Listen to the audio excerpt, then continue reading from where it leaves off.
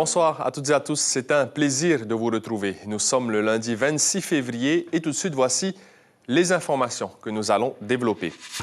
Des hérons striés, une espèce d'oiseau menacé, ont été réintroduits aujourd'hui à Huahine, une action menée par l'association SOP Manu. Nous avons suivi la capture et le périple de 3 jeunes oiseaux. La cybercriminalité est une réalité et la sécurité informatique pour y faire face est insuffisante en Polynésie. C'est pourquoi un forum sur le sujet est organisé cette semaine à la CCISM. Il est ouvert à tous et gratuit. Ce soir, on vous propose un focus sur une entreprise polynésienne qui a été menacée. Après cela, pour en parler plus en détail, nous recevons Eugène Sanfort, chef de service à la Direction générale de l'économie numérique, et Stéphane Gavinier, chargé de mission auprès de la Direction des sécurités du Haut-Commissariat. Aujourd'hui, 45 élèves de 3e du collège Henri Hiro, tous en difficulté scolaire, ont pu présenter un projet fictif de création d'entreprise, et cela devant un jury. L'occasion de travailler leur prise de parole en public et ainsi développer leur confiance en soi. C'est un artiste qui s'est réinventé depuis son immersion de 4 mois à la Cité des Arts à Paris. Évrard Chaussois a exposé ses nouvelles œuvres récemment à la galerie Winkler. Rencontre avec sa nouvelle version à la fin de ce journal. Merci d'être avec nous. On débute ce journal par une action de l'association SOP Manu. Aujourd'hui, plusieurs hérons striés, une espèce d'oiseau semi-endémique de Tahiti, ont été transportés vers l'île de Huahine, une réintroduction dans un milieu favorable à son expansion, loin des difficultés liées à l'urbanisation massive. L'objectif de l'association, c'est de relâcher au total 25 hérons dans les 3 années à venir. Mélissa Chong a suivi cette opération rare. Le commentaire est signé Juan Potoro. Capturer un héron strié de cette taille est une opération délicate. Pour les membres de la société d'ornithologie Manu, chaque détail compte. C'est une espèce endémique de Tahiti. À l'heure actuelle, il ne reste plus que 70 individus sur le Fénois. On était 9 personnes en 2 équipes sur des zones vers la ville, puisqu'il y a des zones très poissonneuses où il y a vraiment beaucoup de hérons qui viennent là. Donc c'était là qu'on a essayé en premier, puisque c'est une première, on n'a jamais fait ça encore. Et donc on s'est répartis, on a mis des filets. Après 2 heures d'attente, c'est finalement 3 jeunes hérons qui ont été capturés, et c'est dans des cages scellées avec soin qu'ils ont été acheminés vers leur destination finale sur l'île de Huahine, une terre propice à la réintroduction de l'espèce. L'habitat à Huahine est très favorable et l'urbanisation bien moins importante que Tahiti. Donc c'est vraiment un super site pour créer cette population. Et surtout que c'était un oiseau qui était déjà présent à Huahine, qui a disparu et des ossements ont été trouvés par des paléontologues. Donc c'est une réintroduction en plus. C'est même pas une introduction dans une nouvelle île, c'est retour à la maison. Et c'est en fin de matinée avec l'association Atia Matairea qu'a eu lieu le lâcher des oiseaux. D'autres opérations de ce type seront reconduites d'ici les 3 ans à venir. L'association Manu, par le biais du pays, compte au total lâcher 25 autres hérons sur leur terre d'adoption. Et pour cette espèce menacée, le héron strié, toute personne qui détruit son habitat risque 2 ans d'emprisonnement et une amende de plus de 17 millions de francs CP. Confiance numérique et sécurité informatique, c'est l'un des thèmes du premier forum polynésien de la cybersécurité qui doit débuter dans 2 jours à la CCISM. Parmi les participants, la compagnie polynésienne de transport maritime, propriétaire du navire Aranui 5 et qui a déjà subi 2 cyberattaques l'année dernière. La société est ciblée car son bateau doit loger les athlètes et le staff de l'épreuve de surf des Jeux Olympiques au mois de juillet. Le point avec Cybèle Plichard et David Chang. Un navire qui loge les plus grandes personnalités du surf mondial, voilà de quoi titiller les organisations criminelles ravies de déstabiliser le pays organisateur des Jeux Olympiques. Mais après 2 cyberattaques l'année dernière, l'armateur de l'Aranui 5 ne compte plus se laisser faire. Sur le bateau comme à terre, le système informatique a été passé au crible par une société spécialisée. Ils ont envoyé une petite équipe il y a 2 semaines pour vérifier nos serveurs, nos IP adresses, nos certificats. Pour les navires, on a l'obligation de connaître à l'instant T et systématiquement qui est à bord et qui n'est pas à bord. Donc rien que ça, ça peut être une catastrophe si ça ne fonctionnait pas. Parmi les cyberattaques les plus populaires, l'attaque DDoS, qui finit par bloquer le fonctionnement d'un site web en le saturant de demandes. Autre classique, l'arnaque au président, où le fraudeur se fait passer pour le président de la société mère et lui demande d'effectuer des virements. Mais la plus en vogue, c'est le rançongiciel. Le virus caché dans des mails frauduleux va bloquer l'accès à l'ordinateur. Donc les entreprises qui sont attaquées, en fait, elles vont voir toutes leurs données cryptées par des pirates qui vont leur demander de payer ce qu'on appelle une rançon. Donc pénalement, ça s'appelle une extorsion. Et donc, ils devraient leur permettre normalement de restaurer les données. Donc, ce qui est conseillé, c'est de rien payer en fait, et c'est de déposer plainte. L'avènement de l'intelligence artificielle facilite l'usurpation d'identité. Mais attention, la police veille, des investigateurs en cybercriminalité travaillent sur ces questions. Les Polynésiens, victimes d'escroqueries sur Internet, pourront bientôt bénéficier du dispositif Thésée, qui permet notamment de déposer plainte en ligne. Et du 28 février au 1er mars, la CCISM accueillera donc le tout premier forum de la cybersécurité en Polynésie. Pour en parler, nous recevons Eugène Sanfort, chef de service de la Direction générale de l'économie numérique, et Stéphane Gavinier, chargé de mission de la Direction des sécurités au commissariat. Bonsoir à tous les deux.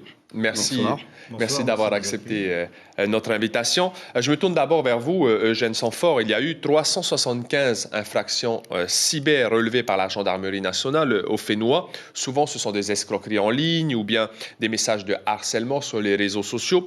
Est-ce que vous pensez que les utilisateurs polynésiens sont vraiment sensibilisés, en conscience de toutes les menaces qui existent au niveau d'Internet? Alors, pas du tout. Je pense qu'au contraire, il y a beaucoup de sensibilisation, beaucoup de culture à avoir sur ce sujet, de l'hygiène informatique.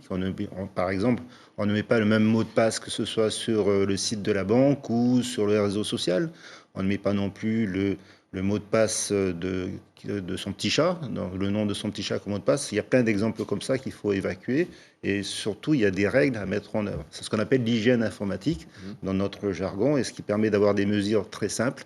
C'est ce qu'on va essayer de partager dans la deuxième journée. Donc, c'est un peu mieux vaut prévenir que guérir, parce que finalement, une cyberattaque, c'est très difficile de guérir et de la résorber. En fait, c'est 70% des attaques sont dues entre le clavier et la chaise. Donc, c'est l'humain. C'est-à-dire que les 30% de techniques sont finalement peuvent être résorbées si jamais on a beaucoup d'hygiène informatique, de culture de la sécurité qui est mise en œuvre, que ce soit le grand public d'abord, mais aussi les salariés d'entreprise. Stéphane Gavinier, vous êtes donc chargé de mission auprès de la Direction des sécurités au commissariat. En 2021, selon les statistiques nationales, 75% des cibles de cyberattaques, ce sont les collectivités locales, les PME et les établissements de santé. Est-ce que la tendance est la même un peu en Polynésie? Alors, la tendance sur la Polynésie, on est plus sur des attaques ciblées au niveau des particuliers, puisque c'est quand même principalement les escroqueries qui sont en tête du classement des infractions dans ce domaine. Toutefois, les collectivités territoriales, et en particulier les communes, sont bien investies dans les mesures de prévention. Ils se sont très rapidement manifestés auprès de l'ANSSI, qui est donc la plus haute autorité nationale en matière de... L'Agence nationale de la sécurité des systèmes d'information. Qui est donc la plus haute autorité nationale dans ce domaine-là, et qui apporte une aide particulière ciblée à plusieurs organismes, une quarantaine d'organismes sur le territoire en vue des Jeux Olympiques, et en particulier plusieurs communes de Tahiti. Justement, avec la perspective des Jeux Olympiques, on l'a vu, la Ranui 5, la société, la compagnie maritime a été attaquée par des hackers. Vous préparez à d'autres attaques, Eugène Sanfort. Vous attendez juste à savoir quand ça va arriver. L'idée, c'est pas si, c'est juste quand. C'est pour ça que toutes les sociétés, on va dire la quarantaine de grandes sociétés qui sont sur le chemin des Jeux Olympiques pour arriver à Chopo, sont scrutés à la loupe par nos partenaires, à la fois gendarmes, mais aussi de l'ANSSI, qui les aident en lançant des mesures pour voir où est-ce qu'ils sont en faiblesse ou pas. Mais est-ce qu'on constate déjà une recrudescence actuellement? Alors, je ne sais pas si on a des recrudescences aujourd'hui, parce que c'est un peu trop tôt pour 2024, mais effectivement, en 2023, on en a beaucoup plus qu'en 2021 ou en 2022. Et comment vous constatez, vous, ces recrudescences? Alors, Plus d'hameçonnage, des choses c'est un comme ça. peu la difficulté dans ce domaine, c'est d'avoir un état des lieux précis des infractions commises. Parce qu'en fait, les seules que l'on a, les 375 dont vous avez parlé juste avant, sont celles pour lesquelles qui ont été portées à la connaissance des forces de sécurité.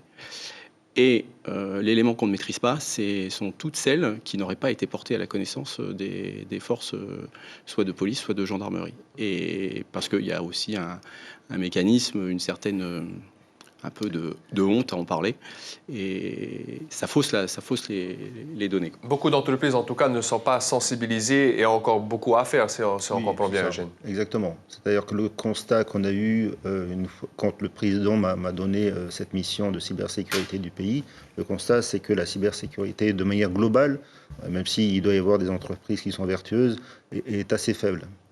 D'accord. Une toute dernière question. Apparemment, plusieurs sociétés aussi sont suivies, aidées actuellement, puisqu'elles ont fait l'objet d'attaques récemment, des grosses entreprises ou... Oui, bien sûr. Bien sûr, on ne va pas les nommer parce que ça arrive souvent. Ça arrive pas plus tard qu'il y a en novembre ou octobre. Il y a eu des grosses entreprises qui ont été hackées, qui ont eu du mal à s'en sortir. Et ce n'est pas des petites entreprises. Il y a une culture à la fois globale au niveau de la population à avoir, mais aussi des salariés et même des dirigeants de sociétés à avoir de ce côté-là. Donc le forum sur la cybersécurité donc en Polynésie, ce sera à la CCISM, ouvert à toutes et à tous, entièrement gratuit, et donc mercredi, jeudi et vendredi. C'est ça. Oui. Le mercredi, c'est destiné aux grandes entreprises, parce qu'on ne parle pas aux grandes entreprises comme on parle la deuxième journée, c'est plus pour la partie grand public, et la troisième, c'est pour les scolaires et la partie métier. Merci beaucoup, en tout cas, pour vos réponses à nos questions. Je rappelle également que vous étiez les invités café ce matin de la matinale radio et que le replay est disponible sur notre site Internet. Et merci beaucoup à tous les deux. Merci à vous. Camille Couffignal, responsable du bureau d'études d'évaluation des programmes de santé, sera l'invité café de la matinale radio. Demain, mardi, elle viendra parler d'une large étude sur la santé des collégiens et des lycéens polynésiens menée en collaboration avec l'OMS, l'Organisation mondiale de la santé. Présenter un projet de création d'entreprise devant un jury, c'est le challenge lancé par l'association FACE, Fondation Agir contre l'exclusion.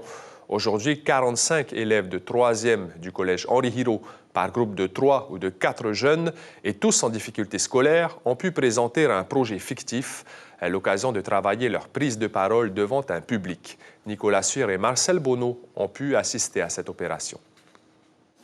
Ces 4 collégiens ont 5 minutes pour présenter un projet de création d'entreprise destiné à la vente de voitures reconditionnées.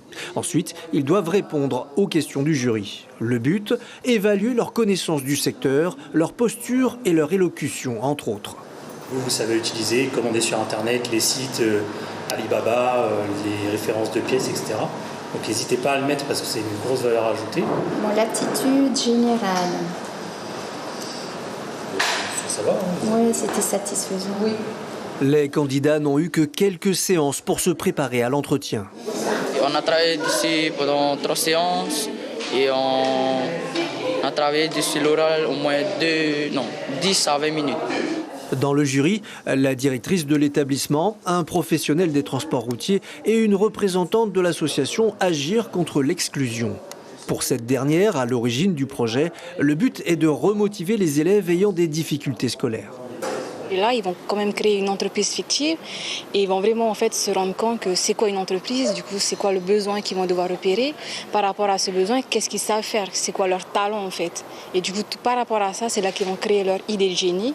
Et c'est vraiment pour leur montrer que non, ils savent faire quelque chose. C'est pas parce qu'à l'école, ils ont de mauvaises notes que pour refaire ce genre de projet, ils vont pas le savoir. Du point de vue de l'enseignement, il s'agit là d'un très bon exercice pour les examens à venir. En présentant une entreprise, ils sont obligés d'être à l'aise, d'être confrontés à un jury, d'attirer leur attention. Donc ça les prépare aussi à l'oral du DNB. Quant aux seuls professionnels du jury, ils se prêtent volontiers au jeu dans l'intérêt des plus jeunes. Au moment où on sort des études et on se retrouve dans le monde professionnel, la façon de parler, de se comporter, les interlocuteurs, l'âge des interlocuteurs peut être un peu déstabilisant. Donc le fait d'avoir ce genre d'exercice où on doit parler de sujets sérieux pendant 5-10 minutes avec des gens qui ne sont pas dans notre environnement scolaire. Opération réussie pour ces collégiens qui ont le sourire au sortir de leur passage. C'est passé plutôt bien, mais il y avait quand même eu du trac. Nous avons quand même oublié quelques détails à présenter au jury. Ce défi est aussi l'occasion de faire le point sur le métier qu'ils envisagent plus tard et pourquoi pas d'y réfléchir sérieusement. Elle deviendra peut-être un endroit incontournable de l'île de Moorea. La maison des artistes Tayanapa a été inaugurée ce week-end dans la commune de Tiahura en présence du président du pays, Moetai Broderson. Elle a été créée par Vaiana Drole et son compagnon. Il leur a fallu 5 années de travail pour voir ce projet se concrétiser. La structure comporte 2 espaces, donc un espace public avec un café-boutique et une galerie d'art. La culture polynésienne est mise en avant à travers notamment le hari, la noix de coco, ou encore le hunu, le totem que l'on retrouve sur les marais. Je vous propose d'écouter Vaiana Drole, cofondatrice de la Maison des artistes Tayanapa à Moorea. Nous voulons ancrer ce projet dans le territoire. Donc notre idée, c'était de faire revivre les traditions. Donc on a utilisé la tradition du hunu, du hari, du karakou, voilà, pour montrer que ce sont des traditions toujours vivantes et qu'on avait envie de célébrer de manière traditionnelle cette inauguration. Interview de notre correspondante Nohaura Rurua.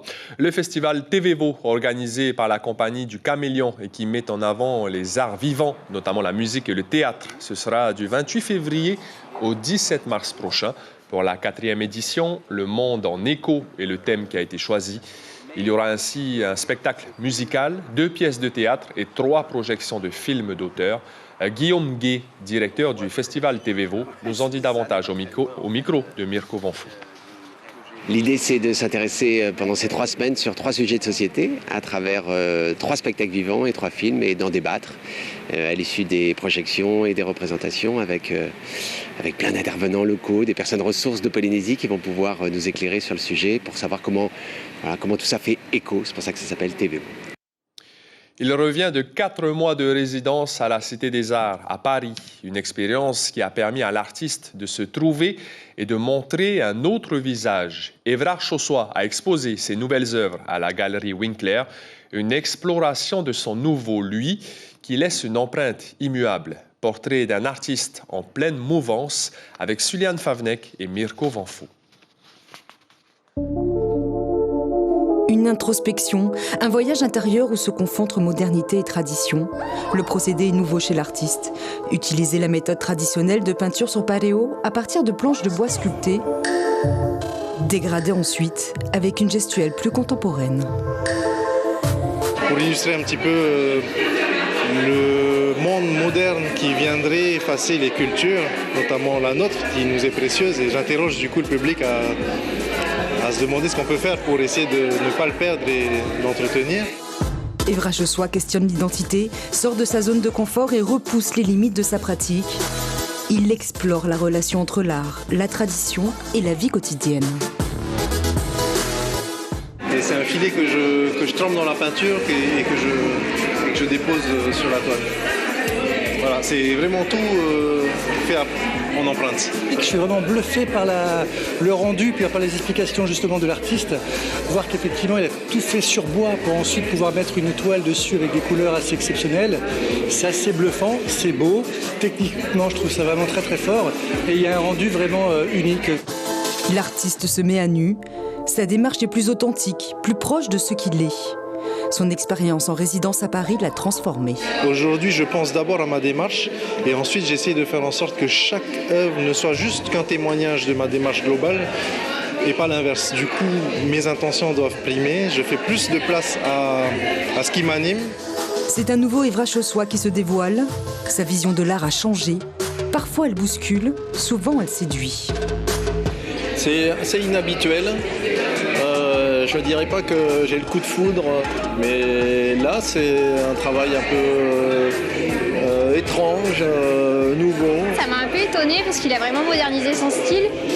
Et on reconnaît quand même sa patte avec les scènes très locales, mais un style un peu plus moderne et qui a changé de ses collections d'avant. Révéler sa vraie nature, transcender les émotions, éveiller l'âme de celui qui le fait ou celui qui le contemple, ce sont les fonctions de l'art. Evra Chossois l'a désormais compris et a métamorphosé son empreinte. L'information principale de ce lundi 26 février, la cybersécurité au cœur des préoccupations. Cette semaine, le premier forum de la cybersécurité en Polynésie sera organisé à la CCISM. Il est ouvert à tous et gratuit pour les entreprises, particuliers, communes et institutions. Les menaces informatiques sont quotidiennes au Fénois et les Jeux olympiques exposent davantage les acteurs locaux. D'après les statistiques nationales de 2021, 75% des cibles de cyberattaques sont des collectivités locales, des PME et des établissements de santé. Sur votre petit écran, comme tous les lundis soirs, Polynésie la Première vous propose 2 épisodes de Blacklist, puis 2 épisodes de Scandal, soirée série donc au programme après le Tarena Maori. À la une de Tahiti Info, demain, journée prospective de l'économie, usine à idées ou usine à gaz. C'est la fin de ce journal. Merci pour votre fidélité. Je vous retrouve avec plaisir demain. Passez une excellente soirée et prenez bien soin de vous.